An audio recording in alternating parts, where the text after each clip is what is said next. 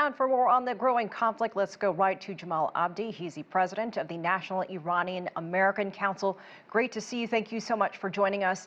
Jamal, I want to start with what's happening right now in Beirut and the strikes that are taking place. Is this now the beginning of a full-blown war?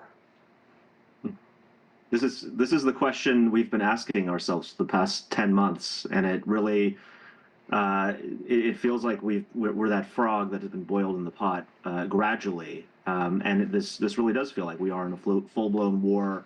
The fear has been a full-blown regional war in which Israel and Iran are directly confronting one another, and that has already happened now, several times. I think the fear is, does this escalate into a war that then brings the United States directly into? And I think that is kind of the point of no return that we may be very, very close to.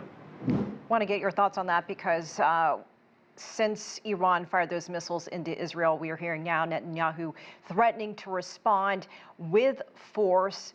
What would an Israeli response to Iran look like at this point? How severe could it be? It could be very severe. And the speculation is that Israel could strike, oil and gas facilities or strike Iran's nuclear facilities. Now, I think the important thing to recognize is that Israel likely does not have the capability to take out Iran's nuclear program. It could probably deal the program some big blows, could probably set the program back to some extent. But really, the conventional wisdom, at least, is that Israel would need United States support to actually go in there and really do serious damage to the nuclear program. If they were to go that route, most experts agree that is sort of the guaranteed pathway to Iran making the decision to rebuild and actually go for the nuclear weapons. And so that's kind of the nightmare scenario. It's not even necessarily the initial attack, it's the Iranian response and the tit for tat.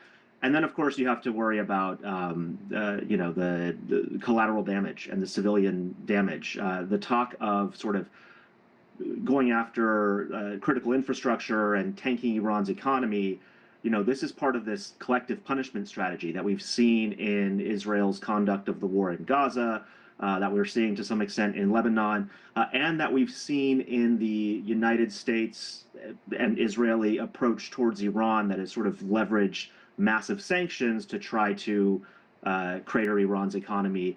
And I think that there's a lot of talk right now coming from whether it's Benjamin Netanyahu recording these videos aimed at Iranian citizens, or Jared Kushner tweeting this plan for Israel to really not just take out Hezbollah, but then to move towards regime change inside of Iran. And so there's a whole host of things that you could imagine Israel doing. But there is also a lot of blowback that could engender. And I don't think there's any scenario that doesn't become immensely more complex if Israel actually undertakes it. Right. It sounds like there are some short and long-term escalations, and really how fast can this get worse? And right now at this point, is there a way to de-escalate this situation? I mean, do you see any off-ramps at all at this point?